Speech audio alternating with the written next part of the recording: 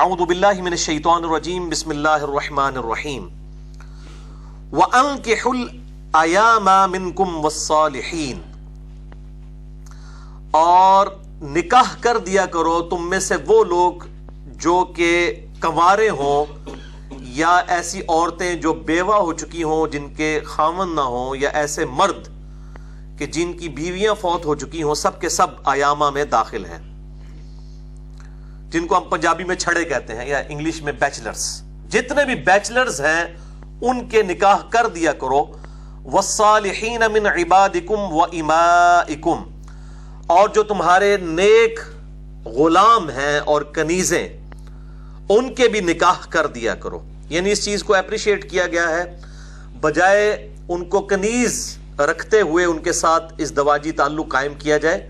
اس سے بہتر یہ ہے، سب سے بہتر تو یہ ہے کہ مالک آزاد کر کے خود اس کے ساتھ نکاح کر لے، یہ اپریشیٹیبل ہے، سورۃ النساء کے اندر آیا۔ یا پھر خود نکاح نہیں کرنا چاہتا تو کسی غلام کو دیکھے کنیز کا، اس کے ساتھ نکاح کر لے، لیکن اس نکاح کے بعد پھر وہ اس جو مالک کا، جو اس کنیز کا مالک ہے، وہ اس کے ساتھ پھر ازدواجی تعلق قائم نہیں کر سکتا۔ تو اس طریقے سے جو معاملات ہوں تو تم نکاح کو جو ہے اسٹیبلش کر دیا کرو۔ ان یکونوا فقراء یغنیہم اللہ من فضلہ، اگر وہ تنگ دست ہوں گے تو اللہ تعالیٰ اپنے فضل سے ان کو غنی فرما دے گا۔ یعنی اگر کسی پر غربت والا معاملہ ہے، اور غربت بھی ایسی نہ ہو کہ بالکل گئی گزری حالت ہو، یعنی کہ اس قسم کی کمزوری ہے فائنینشیل کہ ان کے لیے گزر بسر کرنا مشکل ہے، تو اس چیز کی پرواہ نہ کرو، اللہ تعالیٰ اپنے فضل سے غنی فرما دے گا اور ان کے لیے کوئی نہ کوئی راہ ایسی نکال دے گا۔ واللہ واسع علیم، اور اللہ تعالیٰ وسعت والا، علم والا ہے۔ وَلْيَسْتَعْفِفِ الَّذِينَ لَا يَجِدُونَ نِكَاحًا، اور چاہیے ان لوگوں کو کہ جو نکاح کی قدرت نہیں رکھتے ہیں، چاہے وہ فائنینشلی نہیں رکھتے یا اور کسی وجہ سے، تو وہ پاک دامن رہیں، حتی یغنیہم اللہ من فضلہ، یہاں تک کہ اللہ تعالیٰ اپنے فضل سے ان کو غنی کر دے۔ تو جب ان کے لیے حالات سازگار ہو جائیں، اچھا رشتہ مل جائے، یا اگر ان کی فائنینشیل پوزیشن کمزور تھی تو اچھی ہو جائے، تو پھر اللہ تبارک و تعالیٰ نے اجازت دی ہے کہ وہ نکاح کر سکتے ہیں۔ اس وقت تک وہ اپنی پاک دامنی کی حفاظت کریں۔ یہ بھائیوں بہت ڈیٹیل طلب ٹاپک ہے، اور میں نے اس پر وقتاً فوقتاً مختلف اوقات میں گفتگو بھی کی ہے۔ اس آیت مبارکہ سے، سورہ النور آیت نمبر 33 سے یہ بات پتہ چل گئی کہ اگر کوئی شخص تنگ دست ہے تو وہ صرف تنگ دستی کو بنیاد بنا کر نکاح کو اوائڈ نہ کرے، نکاح کر لے، اللہ تعالیٰ اس کے لیے معاملات کو آسانی کر دے گا۔ لیکن اگر کوئی بالکل ہی اتنا کمزور ہے کہ اس کے لیے فیملی چلانا مشکل ہو جائے، پھر ایسے تنگ دست کو اجازت نہیں کہ وہ نکاح کرے، ورنہ الٹا اس کے گلے مصیبت پڑ جائے گی۔ ظاہر ہے پھر حالات و واقعات خراب ہوں گے، پھر طلاق تک نوبت آئے گی، اور ایک جو آئلی زندگی ہے اسلام میں جس کی بڑی امپورٹنس ہے وہ ڈسٹرب ہو جائے گی۔ تو یہ دونوں ایکسٹریمز ہیں۔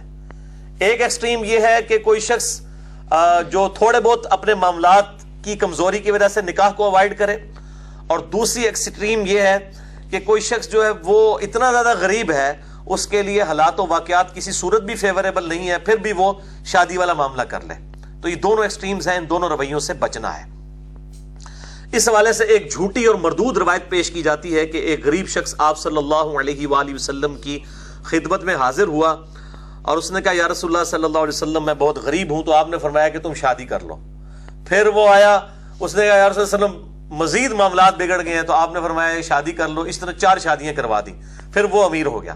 یہ بالکل جھوٹی روایت ہے اصول محدثین کے اوپر، اور شیخ زبیر لزئی رحمہ اللہ تعالیٰ نے الحدیث رسالے میں بڑی ڈیٹیل کے ساتھ اس کے اوپر بحث کی ہے کہ یہ من گھڑت حدیث ہے، بلکہ یہ شاید ہو سکتا ہے کسی غریب دل جلے نے گھڑی ہو یہ روایت، کہ شاید اس روایت کی بنیاد کے اوپر اس کی 4 شادیاں ہو جائیں۔ اس قسم کی روایتیں گھڑی گئی نا، صحیح مسلم کے مقدمے میں موجود ہے، امام مسلم رحمہ اللہ کہتے ہیں کہ میں نے سب سے زیادہ جو جھوٹ بولتے ہوئے دیکھا ہے وہ نیک لوگوں کو دیکھا ہے، اور پوری نیک نیتی کے ساتھ وہ جھوٹی روایتیں آپ صلی اللہ علیہ وآلہ وسلم پر تھوپ دیتے ہیں۔ اور یہ الگ سے ایک بڑا امپورٹنٹ ٹاپک ہے. میں نے اس کے اوپر 1.5 گھنٹے کی گفتگو ریکارڈ کروا دی ہے, جس میں میں نے صحیح مسلم کا مقدمہ پورا پڑھایا ہے. مسئلہ نمبر 36 اہل سنت پاک.com پر ضعیف الاسناد اور من گھڑت احادیث کے فتنے کا تحقیقی جائزہ. پھر یہی احادیث ہیں جو اسلام کی بدنامی کا باعث بھی بنتی ہیں اور منکرین حدیث کے لیے بھی ایک دروازہ کھولتی ہیں. وہ کہتے ہیں دیکھیں کتنی نان سینس بات ہوئی ہوئی ہے, یہ تو قرآن کے ہی خلاف ہے. قرآن میں آپ دیکھ لینا اللہ تعالیٰ فرمایا کہ اگر کوئی شخص بہت غریب ہے تو وہ انتظار کرے یہاں تک کہ اللہ تعالیٰ اسے غنی کر دے, اس وقت تک وہ پاک دامن رہے. اس کانٹیکسٹ میں درجنوں احادیث بخاری اور مسلم سے مجھے زبانی یاد ہے, میں بیان کر سکتا ہوں, لیکن چونکہ میں آلریڈی ان کے اوپر بڑی ڈیٹیل لیکچر دے چکا ہوں. ان میں سے top of the list lecture میرا ملینز آف پیپل تک پہنچا ہے, لاکھوں تک نہیں. وہ ہے مسئلہ نمبر 155. اس کے کلپس جو ہیں ملینز آف پیپل تک پہنچے ہیں. مسئلہ نمبر 155 نکاح کی اہمیت کے اوپر اور اسلام کے سیکس ڈسپلن کے اوپر. اسی طریقے سے نکاح مسیار اور نکاح متع. نکاح مسیار اہل سنت کی طرف سے خصوصاً علماء عرب کی طرف سے, اور نکاح متع جو ہے اہل تشیع کی طرف سے. یہ جو دو بدعتیں ایجاد کی گئی ہیں, نکاح متع کا تو پھر بھی کوئی معاملہ موجود تھا, بعد میں منسوخ ہو گیا. نکاح مسیار تو ٹوٹلی فیبریکیٹڈ چیز ہے. یہ دونوں چیزوں کے رد میں نے وہ لیکچر دیا تھا. ساتھ ہی ساتھ میں نے مشت زنی کا جو وبال ہے اس کو ڈسکس کیا. اسی طریقے سے اینل سیکس کی ممانعت, اورل سیکس کے بارے میں صحیح حکم کیا ہے, فیملی پلاننگ, اور اس طرح کے تمام معاملات میں نے اس میں ریزالو کیے ہیں. مسئلہ نمبر 155. اسی طریقے سے حال ہی میں ابھی 2 لیکچر ریکارڈ ہوئے ہیں. مسئلہ نمبر 161A آنکھوں کی حفاظت یعنی غض بصر سے متعلق قرآن حکیم اور 17 صحیح الاسناد احادیث کی روشنی میں صحیح فقہی احکام و مسائل, جس میں اکثر احادیث میں نے بخاری اور مسلم سے پیش کی. پھر اسی کا پارٹ بی تقریباً 2.25 گھنٹے کی گفتگو ہے. مسئلہ نمبر 161B عورتوں کے حجاب یعنی ستر اور پردے سے متعلق صحیح فقہی احکام و مسائل قرآن حکیم اور 17 صحیح الاسناد احادیث کی روشنی میں. اس میں بھی میں نے اکثر احادیث صحیح بخاری اور صحیح مسلم سے پیش کی تھی. آج میں اس ڈیٹیل میں نہیں جاتا, البتہ اس موضوع کے ساتھ انصاف یہ ہے کہ میں یہاں پر 3 کریٹیکل احادیث ضرور بیان کر دوں. پہلی حدیث صحیح بخاری میں بڑی مشہور حدیث ہے, انٹرنیشنل نمبر کے مطابق ہے 6474, اور مشکات میں بھی یہ موجود ہے انٹرنیشنل نمبر کے مطابق 4812. آپ صلی اللہ علیہ وآلہ وسلم نے ارشاد فرمایا کہ جو شخص مجھے 2 چیزوں کی حفاظت کی گارنٹی دے دے, ضمانت دے دے. نمبر 1 2 داڑوں کے درمیان جو ہے یعنی زبان, اور نمبر 2 ٹانگوں کے درمیان یعنی شرمگاہ. جو اپنی زبان اور شرمگاہ کی حفاظت کی گارنٹی ضمانت مجھے دے دے, میں محمد صلی اللہ علیہ وآلہ وسلم اسے جنت کی ضمانت دیتا ہوں. بہت بڑی ضمانت ہے. اسی طریقے سے ایک اور حدیث ہے صحیح بخاری اور صحیح مسلم کی متفقن علیہ حدیث ہے, اور مشکات میں کتاب النکاح چیپٹر میں پہلی حدیث یہی ہے 3080. میں اب عموماً مشکات کے نمبر بتاتا ہوں کہ میں نے مشکات کو انسائکلوپیڈیا آف حدیث ڈکلیئر کیا ہے. اہل سنت کی 13 کتابیں انکلوڈنگ بخاری, مسلم, ابو داؤد, ترمذی, نسائی, ابن ماجہ اور کتابوں, ان سے یہ مشکات المصابیح انسائکلوپیڈیا آف حدیث ہے. میں نے اس کے تعارف کے اوپر پورا ڈیٹیل لیکچر بھی ریکارڈ کروا دیا ہے. مسئلہ نمبر 111B مشکات المصابیح کا مکمل تعارف شیخ زبیر علی زئی رحمہ اللہ تعالی کی تحکیم اور تخریج کے ساتھ ہماری ویب سائٹ اہل سنت پاک.com پہ 3 جلدیں اس کی موجود ہیں. 6294 احادیث, 6294 احادیث, 18 MB کی 3 فائلز ہیں, وہ ڈاؤن لوڈ کر سکتے ہیں. پوری تخریج اور تحکیم بھی ہوئی ہوئی ہے. تو مشکات میں نمبر ہے 3080, اور اس کی پرائمری بک بخاری اور مسلم دونوں ہیں. آپ صلی اللہ علیہ وآلہ وسلم نے فرمایا, اے نوجوانوں کے گروہ, اے نوجوانوں کی جماعت, تم میں سے جس کے پاس استطاعت ہو, اور استطاعت میں فائنینشل استطاعت بھی اور سیکچول استطاعت بھی دونوں شامل ہیں, وہ الفاظ حدیث کے اس کی حفاظت کریں گے.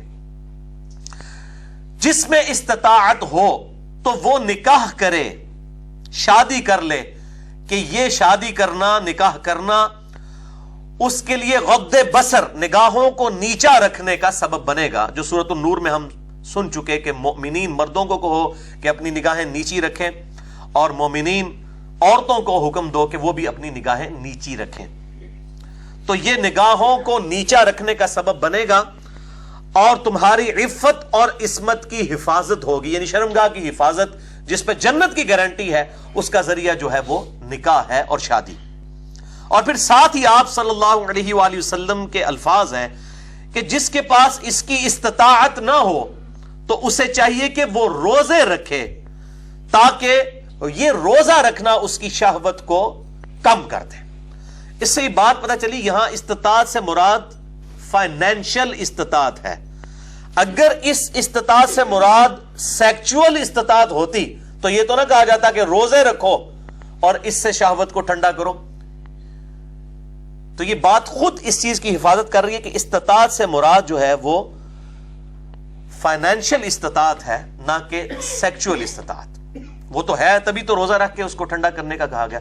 یہ میں اس لیے کہہ رہا ہوں کہ عموماً ہمارے جو نوجوان حضرات ہیں وہ اکثر ماں باپ سے گلہ کرتے نظر آتے ہیں. بسا اوقات ان کا گلہ صحیح ہوتا ہے کہ وہ بالغ ہو جاتے ہیں, سیٹلڈ ہو جاتے ہیں, ماں باپ ان کی شادیاں نہیں کرتے. آپ انہوں کو پوچھو تو 20 سال جنہوں نے ویاہ کیتے ہوتے ہیں, کسی نے 18 سال دی عمر ویاہ ہوئے ہیں 16, اور جو اولاد ہے وہ 28 30 32 سال کی ہو جاتی ہے. کہتے ہیں جی ہلے بس تکنے پہ نا جی, ایڈی کڑی جلدی ہے. تو کتنی زیادتی والی بات ہے. اگر فائنینشلی استطاعت موجود ہے تو جتنی جلدی ہو سکے نکاح کا, شادی کا اہتمام کرنا چاہیے. لیکن اس کا سائملٹینیس کنٹراسٹ ہے کہ اس طرح کے نکھٹو قسم کے نوجوان ہوتے ہیں جن کو کوئی کام نہیں ہوتا تو کہتے ہیں چلو انہیں تو ویاہ کرا دو تو سیدھا ہو جائے گا. الٹا کیا ہوتا ہے, معاشرے کے لیے یہ لوگ وبال بن جاتے ہیں. یہ دونوں ایکسٹریم رویے ہیں. تو اس طریقے سے نہ اسلام کی تعلیمات ہے اور نہ اسلام ان چیزوں کو سپورٹ کرتا ہے. میں نے بتایا وہ بالکل جھوٹی روایت ہے کہ ایک غریب آدمی تھا, اس نے نبی صلی اللہ علیہ وسلم کے سامنے اپنی غربت کا اظہار کیا, آپ نے فرمایا شادی کر لے, اور غریب ہو گیا, پھر فرمایا دوسری شادی, تیسری شادی, چوتھی شادی. بالکل جھوٹی بات ہے. اسلام کی بدنامی والی چیزیں نبی صلی اللہ علیہ وسلم کی صحیح احادیث بخاری اور مسلم میں بالکل اور طرف اشارہ کر رہی ہیں. اور سورۃ النور کی آیت نمبر 33 جو ہے اس کی پوری ڈاکٹرائن ہی ڈیفرنٹ ہے. یہ تو اس چیز کو سپورٹ ہی نہیں کر رہے. اچھا, اسی کانٹیکسٹ میں ایک روایت بخاری اور مسلم سے پیش کی جاتی ہے جو میں نے مسئلہ نمبر 161 جو پردے کے صحیح احکام و مسائل میں بھی ڈسکس کی تھی کہ ایک عورت آتی ہے نبی صلی اللہ علیہ وسلم کے سامنے اور کہتی ہے یا رسول اللہ صلی اللہ علیہ وسلم میں اپنا آپ کو حبہ کرتی ہوں تو آپ مجھ سے نکاح فرما لیں. جو سورہ الاحزاب میں بھی آیا کہ اگر کوئی عورت خود اپنی مرضی سے اپنا آپ حبہ کرنا چاہے تو نبی صلی اللہ علیہ وسلم کو پھر اس کا حق مہر دینے کی بھی ضرورت نہیں ہے. تو آپ صلی اللہ علیہ وسلم نے یوں دیکھا, پھر نگاہیں نیچی کر لیں. اسی سے شیخ البانی نے جو ہے وہ چہرے کے پردے کے معاملات میں پھر میں نے پورا اس کا ڈسکس کیا تھا کہ اس کو آؤٹ آف کانٹیکسٹ کوٹ کیا جا رہا ہے. آج مان نہیں کہ میں اس کی ڈیٹیل میں جاؤں, مسئلہ 161B دیکھ لیں. تو وہ پھر بعد میں پتا چلا کہ جی اسی حدیث میں آگے آتا ہے, میں نے اس میں ڈیٹیل سے بھی بیان کیا ہے کہ مجھے فیڈ بیک ملا اس حدیث کے والے سے, تو میں اس لیے وہ بتا رہا ہوں. تو آپ صلی اللہ علیہ وسلم خاموش ہو کے بیٹھ گئے. تو ایک صحابی نے جو ہے وہ عورت بھی بیٹھ گئی. ایک صحابی نے عرض کیا اللہ کے محبوب صلی اللہ علیہ وسلم مجھے اجازت دیں میں اس کے ساتھ نکاح کر لوں. تو آپ صلی اللہ علیہ وسلم نے فرمایا تیرے پاس کچھ ہے؟ تو اس نے کہا کچھ بھی نہیں ہے. الٹیمیٹلی اس نے کہا جی میرے پاس صرف ایک چادر ہے جو میں نے باندھی ہوئی ہے, اس کے علاوہ میرے پاس کچھ بھی نہیں گھر میں, یہ میں آدھی چادر اس کو حق مہر کے طور پر دے دیتا ہوں. تو آپ صلی اللہ علیہ وسلم ایگری نہیں ہوئے اور پھر وہ عورت وہاں سے, وہ جو مرد تھا غریب صحابی جانے لگا. تو آپ صلی اللہ علیہ وسلم نے اس پہ شفقت فرمائی, اس کو بلایا. آپ صلی اللہ علیہ وسلم فرمایا تمہیں کچھ قرآن کا حصہ یاد ہے؟ اس نے کہا یا رسول اللہ ہے. تو آپ نے اس کے عوض اس عورت کا نکاح جو ہے وہ اس غریب صحابی کے ساتھ کر دیا. اور اس سے وہ پھر پلی لیتے ہیں کہ اگر کسی کے پلے کوئی بھی شے نہ ہو تو پھر جو ہے وہ قرآن پاک کے عوض یوں نکاح کر دیا جائے. یہ میرے بھائیوں کیٹاسٹروفک کنڈیشن میں ہے. اگر اس عورت کا کوئی سہارا موجود نہیں ہے, کوئی اور سورس نہیں بن رہا, کیٹاسٹروفک کنڈیشن. کوئی ایک واقعہ پوری ڈاکٹرائن کو نہیں بدل دیتا. ڈاکٹرائن تو یہ ہے جو میں نے بیان کی بخاری اور مسلم سے. آپ صلی اللہ علیہ وسلم نے فرمایا جس کے پاس استطاعت ہو وہی نکاح کرے, ادروائز وہ اپنی شہوت کو روزے رکھ کے ٹھنڈا کرے. اور اسلام میں سیکچولی اپنے آپ کو ڈسیبل کرنے کی, خسی کرنے کی بھی اجازت نہیں ہے. تو یہ بالکل اس بات کو سمجھ لیجئے, یہ دو ایکسٹریمز ہیں, میں نے اس لیے ان کا رد کیا. تیسری حدیث بھی بخاری اور مسلم کی متفق علیہ حدیث ہے اور مشکات میں 145 نمبر ہے اس کا, کہ آپ صلی اللہ علیہ وآلہ وسلم کی غیر موجودگی میں کچھ اصحاب آپ صلی اللہ علیہ وآلہ وسلم کی ازواج مطہرات کے پاس آئے پردے میں, ان سے ڈسکشن کی آپ صلی اللہ علیہ وسلم کے معاملات کے بارے میں, کہ آپ صلی اللہ علیہ وسلم ہفتے میں کتنے روزے رکھتے ہیں, آپ صلی اللہ علیہ وآلہ وسلم روزانہ کتنی نماز پڑھتے ہیں, اس طرح کی چیزیں ڈسکس کی. تو انہوں نے, حدیث کے الفاظ ہیں کہ آپ صلی اللہ علیہ وسلم کی عبادت کو ہلکا جانا, اور پھر انہوں نے آپس میں گفتگو کی کہ اللہ کے نبی تو بخشے بخشائے ہیں, ان کو تو ضرورت ہی نہیں ہے زیادہ عبادت کرنے کی. ان میں سے ایک شخص نے کہا کہ میں روزانہ ساری رات عبادت کیا کروں گا نفلی, اللہ کو راضی کرنے کے لیے. دوسرے نے کہا میں روزانہ نفلی روزہ رکھا کروں گا, اور تیسرے نے کہا کہ میں نکاح نہیں کروں گا, اپنی زندگی ٹوٹلی وقف کر دوں گا اللہ کی یاد میں. یہ تین اصحاب یہ تین سٹیٹمنٹس دے کر وہاں سے چلے گئے. آپ صلی اللہ علیہ وسلم جب واپس آئے اور آپ کو یہ معاملہ بتایا گیا تو آپ صلی اللہ علیہ وآلہ وسلم سخت ناراض ہوئے, جلال میں آیا. آپ نے فرمایا ان کو پیش کرو. ان کو بلایا گیا تو آپ صلی اللہ علیہ وسلم نے بڑے سخت الفاظ ارشاد فرمائے. آپ صلی اللہ علیہ وآلہ وسلم نے فرمایا اللہ کی قسم میں تم سے زیادہ اللہ کا تقوی رکھتا ہوں. یعنی مجھ سے زیادہ کون اللہ کا تقوی رکھنے والا ہے؟ اللہ کی قسم میں تم سے زیادہ اللہ سے ڈرنے والا ہوں, تقوی رکھنے والا ہوں. میں رات کو نماز بھی پڑھتا ہوں اور سو بھی جاتا ہوں. میں روزے رکھتا بھی ہوں اور چھوڑ بھی دیتا ہوں, کبھی رکھ لیا کبھی چھوڑ دیا. نفلی روزے آپ صلی اللہ علیہ وآلہ وسلم ہفتے میں 2 دن, منڈے اور تھرسڈے یعنی جمعرات اور پیر کا روزہ رکھا کرتے تھے, صحیح مسلم میں حدیث ہے.